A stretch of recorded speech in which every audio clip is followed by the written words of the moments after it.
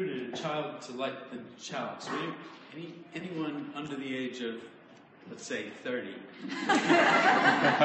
like to light the candle? Anybody? Anybody? Anyone under the age of 40? I'm going to do it. Last chance, children. Let's go. Let's go. Yes. Yes. This is so exciting. So exciting. Ready?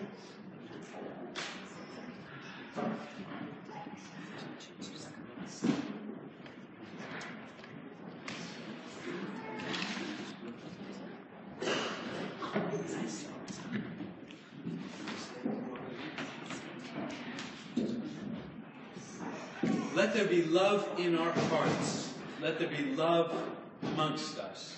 Let love radiate forth from this place, and its healing power warm the world, as only light can chase away the darkness, only love can vanquish hate. I'd like to invite you to rise as you're able. We're going to sing I Know I Can, because I know I can, and it's number 1015 in your teal book.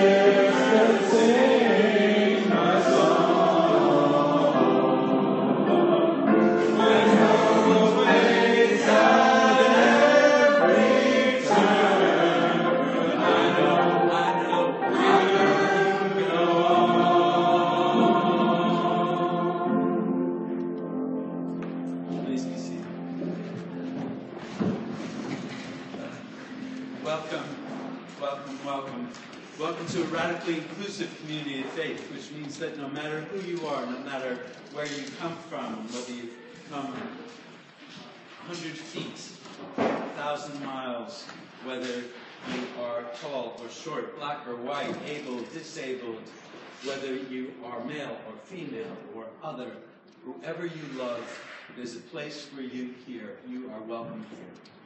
And I especially want to welcome those of you who are here for the very first time, because, you know, it's a little scary coming someplace new for the first time, especially a place like this. And we hope that you will now take a deep breath and release it. And that you'll let us help you to feel welcome here. Let us help you to feel at home. I hope that all of you today find something here that inspires you, that sustains you, that makes you think, that helps you feel just a bit uncomfortable, just uncomfortable enough to grow. Whoever you are not alone. You are welcome here. So I'd like to invite the children now to come forward for the time for all ages.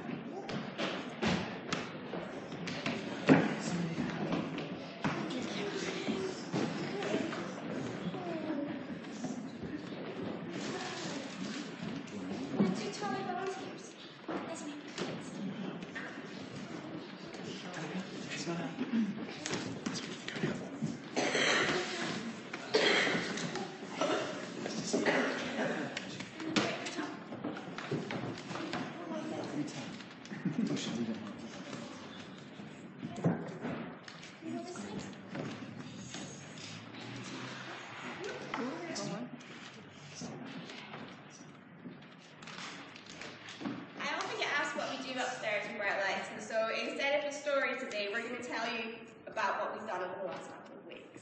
So, 2 weeks ago we went to the green and we learned about trees. Who remembers about trees? Esme's hands up. Esme's hands up. What did we learn about trees, Esme? It was 2 weeks ago.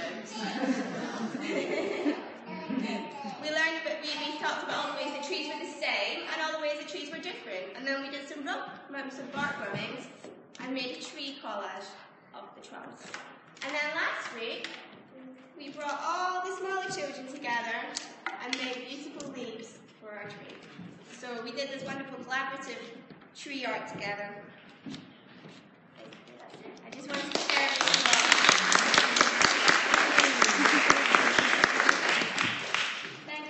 Oh, listen, Andy didn't get to see. It's behind the tree. I'm going to go out and do bark rubbing. Okay. All right, can we come upstairs now? Yes.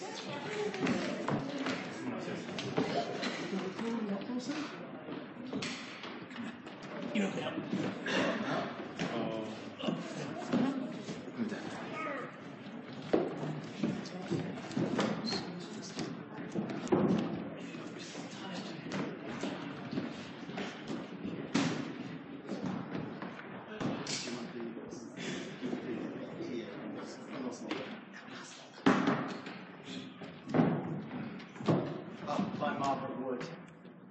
Margaret Atwood, why did I say that?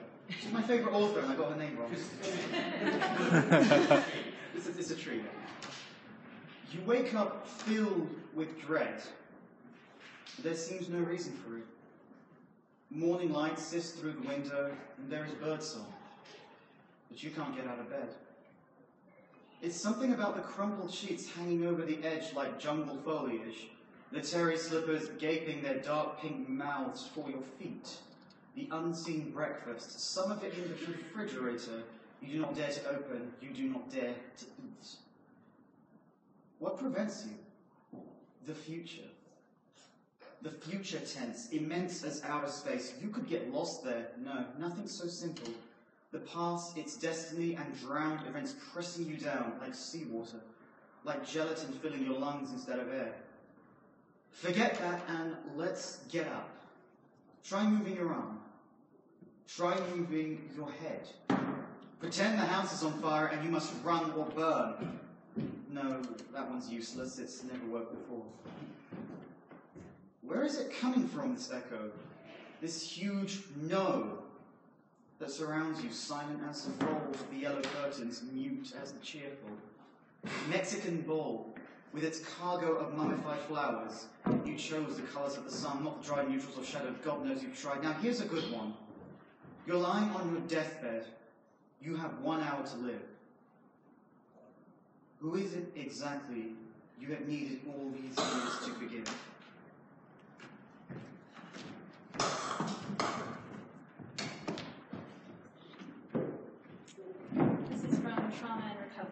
by Judith Lewis Herman.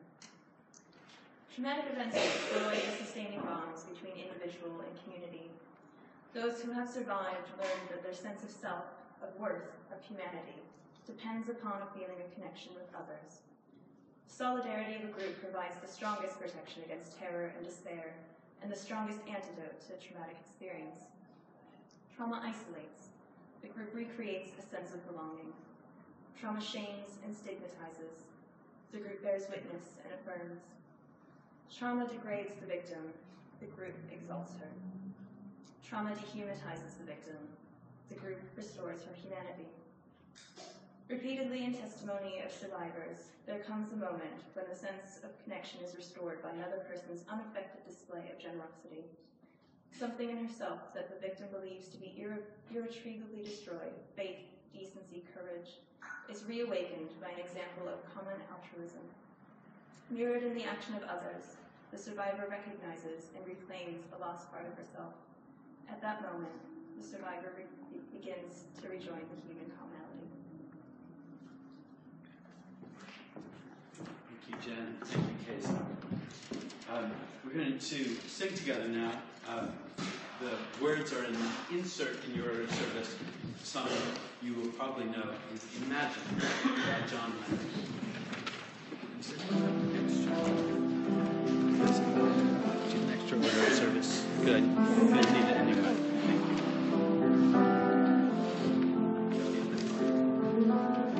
Imagine there's no heaven. It's easy if you try. No hell below us. Above us on the sky. Imagine all the people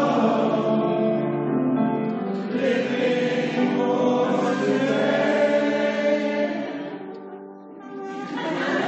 Imagine there's no countries. It isn't hard to do. Nothing to kill or die for,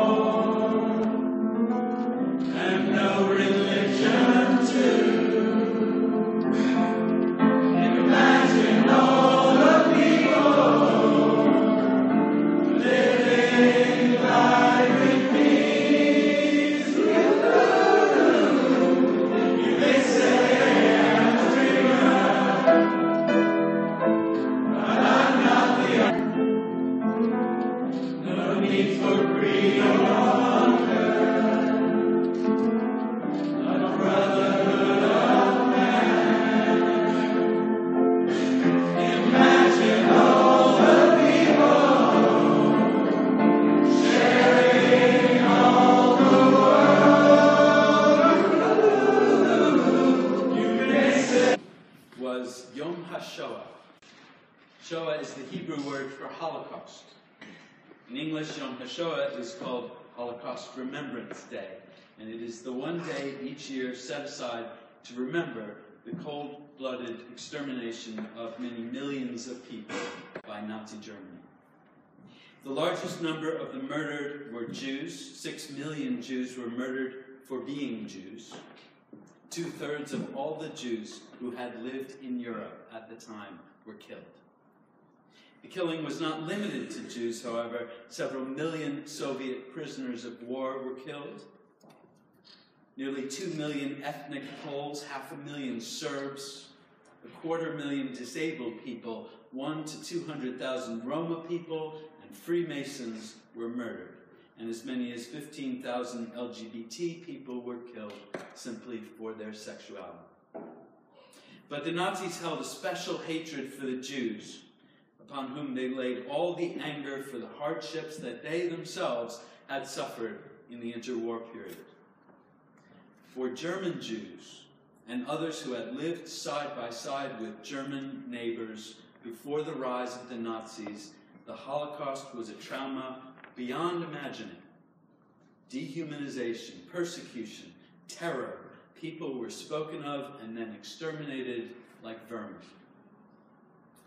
And we can only begin to imagine what it was like to be a Jew living in territory controlled by the Nazis. If you had not been arrested yet, every moment, every sound, every car that passed or voice in the street was a reason for terror. And to be arrested was to be sent to the camps. Those not thought to be valuable for work were killed immediately, and the rest worked to death, tortured, or made the subject of grotesque, inhumane medical experiments. It was an extended period of deliberate industrial-scale persecution and extermination of an entire people. The Holocaust ended in 1945, more than 71 years ago. The tormentors are nearly all dead. The survivors are now becoming a rarity.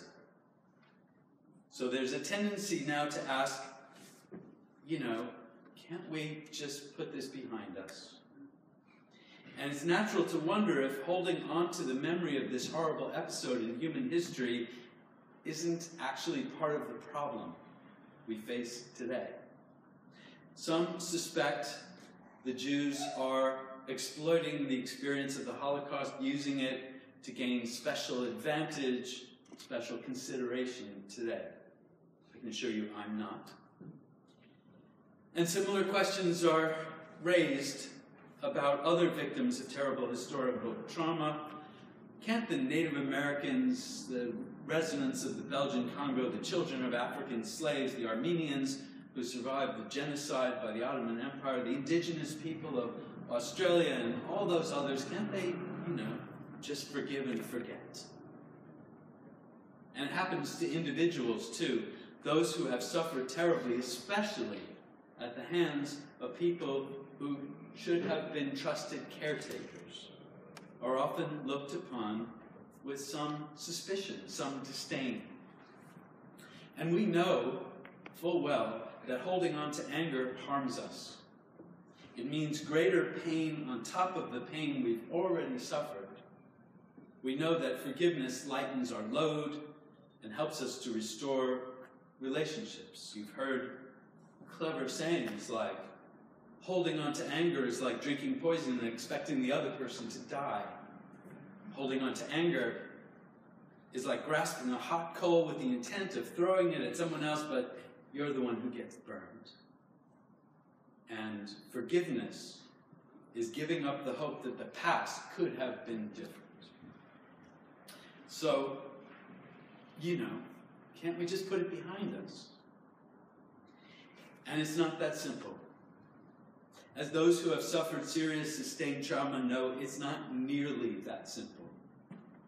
People who have suffered sustained trauma can be changed by the experience. Many may develop a constellation of symptoms that persists. It may affect their thinking, their emotions, even their physical health.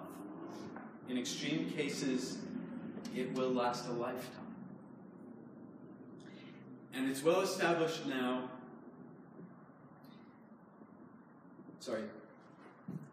the effects of trauma,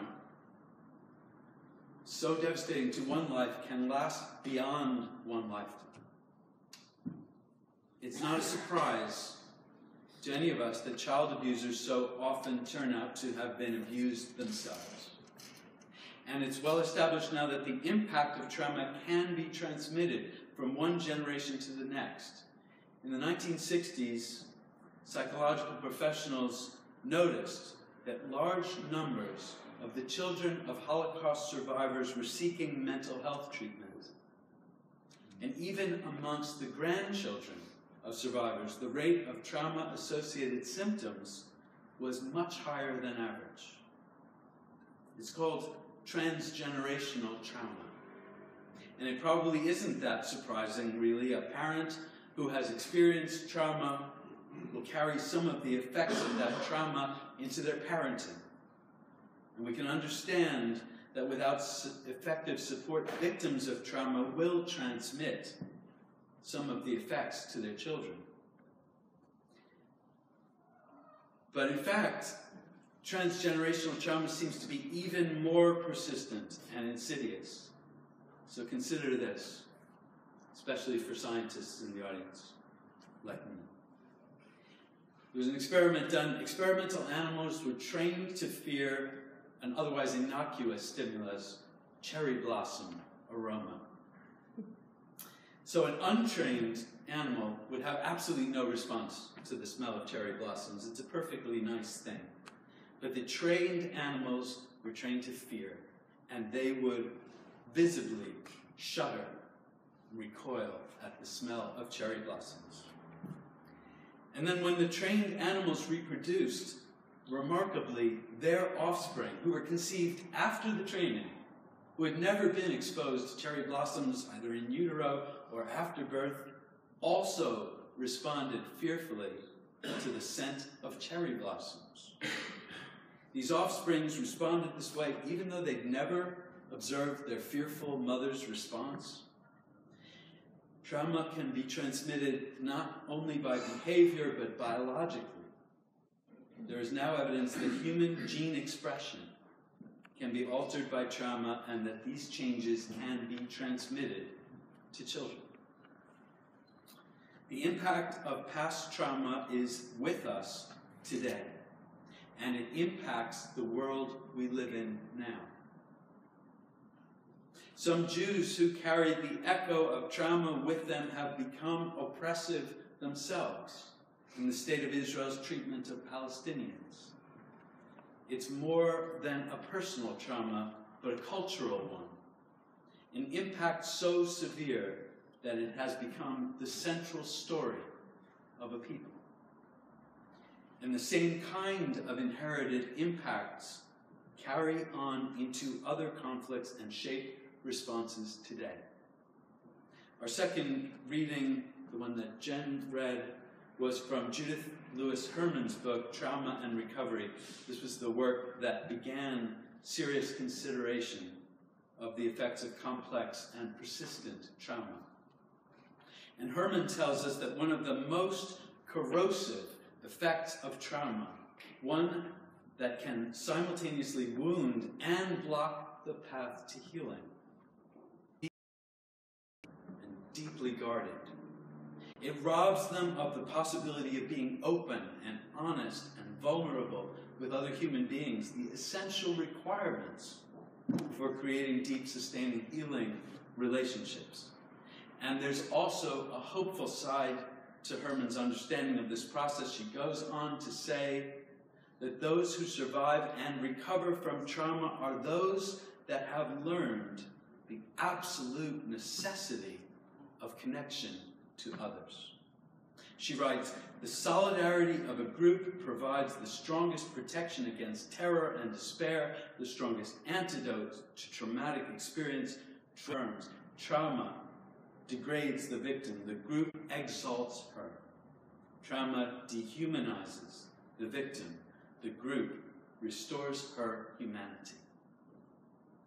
The magic moment for many trauma survivors, the epiphany, comes in an experience of unexpected generosity from another human being.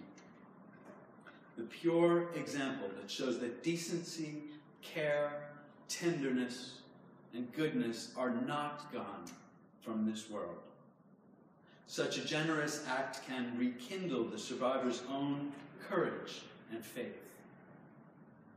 As we make our way in the world, it is essential to remember that many of the people we each encounter every day may be carrying the effects of severe and sustained trauma. They may appear withdrawn. They may appear angry and hostile. They will probably rebuff our sincere attempts to connect. They have learned not to trust, and their own love may be exactly what they need. Brought toward compassion that arises from past trauma. A people that hardens in response to pressure may warm in the face of acts of care and kindness. How to happen today will be with us not for a lifetime, but for generations. Each bullet creates the angry wounded of 2 or 3 generations. Each bomb creates many more. We are creating the world of tomorrow today. We are shaping the reactions of people 1 or 2 or more generations in the future. We must know that although it seems expedient, violence does not end violence. Killing does not end killing. Oppression does not end oppression. At some point, humankind must learn that we can only create a better world with compassion and warmth and generosity. We must learn to love. May it be so. I'd like to invite you into a time of silence for reflection, for meditation, however you